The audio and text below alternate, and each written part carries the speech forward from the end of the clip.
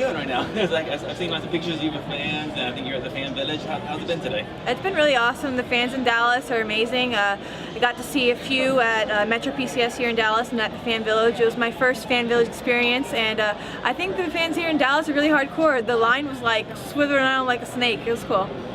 Even outside of that, yesterday or at the Q&A, there was a couple people that came up with Tecia Torres shirts. I don't know if you heard about it or saw it, but how good is it feeling? Can you speak on maybe how you've seen the popularity grow, and now you're even seeing men walking around sporting your shirt? That's got to feel pretty good.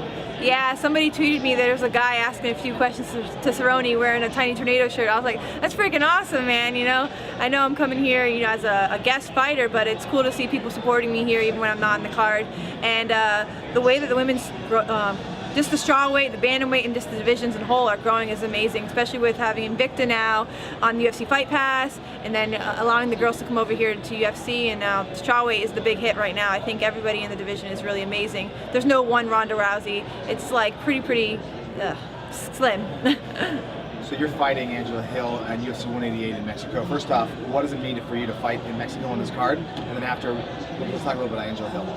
To fight in Mexico is amazing, you know, to represent the Latin American people, especially the Latin American women. There's not many of us fighting, and to be one of the ones that are able to, you know, set a precedent, I guess, and to fight in Mexico is really amazing. And to be on the same card as Cain Velasquez, who's one of the most widely and entertaining fighters and most well-liked fighters as well. I really respect him as a person. I think he talks with his fighting as opposed to some of the fighters who like to play the game more and entertain in that aspect.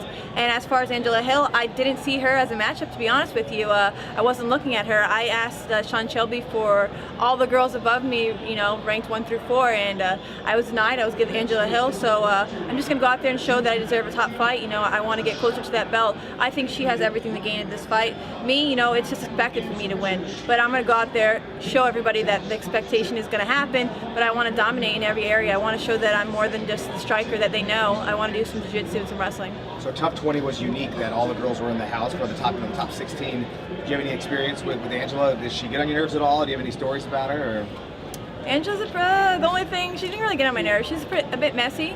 If you watch the show, you know that she likes to burp and fart. That's just not what I like to do, you know. But she's really like a cool girl, you know. We weren't really friendly in the house, but we weren't not friends.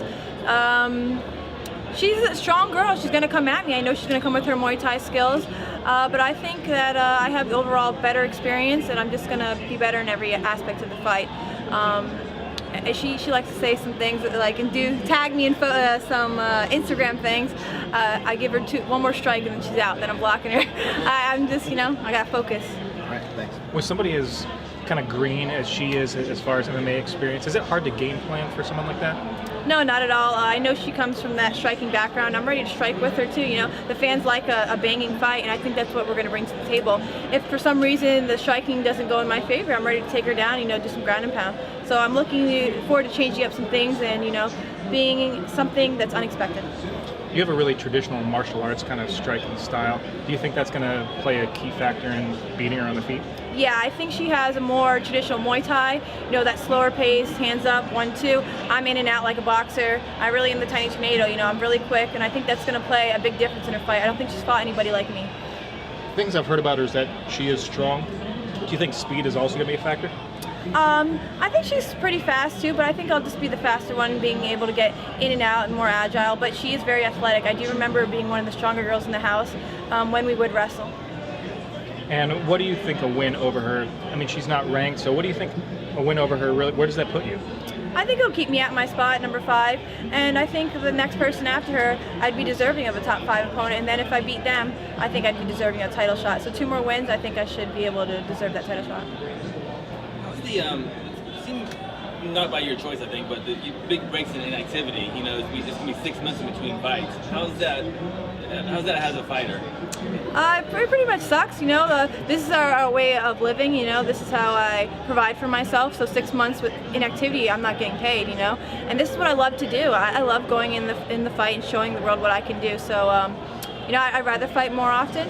But I've always said I'm always ready. You know, if somebody was to drop out tonight and I'm here, I would have made 115 yesterday and I would have fought tonight. I'm ready to go. So there's never a point where I'm not training. I might just not be training as much. You know, not twice a day, just once a day. Yes, I guess. Yeah. How do you? Are you just training consistently, or are you just kind of not in camp or out of camp? Like, how does it work? Just stay in shape, you know. I'm not in camp right now, so I'll start about 8 weeks out from the fight. But outside of camp, I'm always in the gym, so I'm always learning. And we have a great group of girls at our gym. You know, we have 3 other UFC fighters plus Jessica Aguilar at World Series. So I'm always in the gym helping them get ready. They're all fighting before me in June, so it's really a team effort. You know, when somebody's not in there, I get right back in the gym right after I'm fight, as long as I'm not hurt, because I need to help my teammates. So the strawweights are getting a lot of press. You got Paige Van Sant, who's sponsored by Reebok. You know, she's fighting Felice on the Fox card. These are both people that you beat. What's your thoughts on kind of the spotlight that they're getting, and you kind of wish that spotlight was on you, or?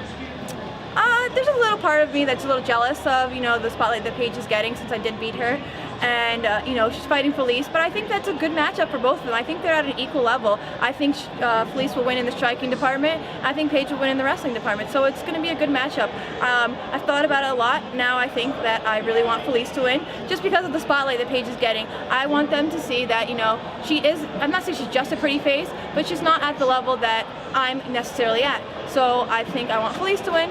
I'm not saying that I like Felice better. I think Paige is the cool girl, but I'm going for Felice in that fight. And I'm just going to show the world, I guess, with my hands in June, you know, who the Tiny Tornado is again. I know everybody expects me to win the show. It went a different route for me, but I really feel I'm a better fighter with my own training camp and with my teammates, with my family there. So. How much is not having your camp with you? Because I know you're someone you're very close to your family, your camp, your friends, and I'm sure that really affects how you fight.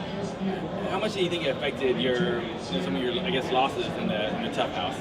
Yeah, it's really different, especially the first fight. I was really frustrated.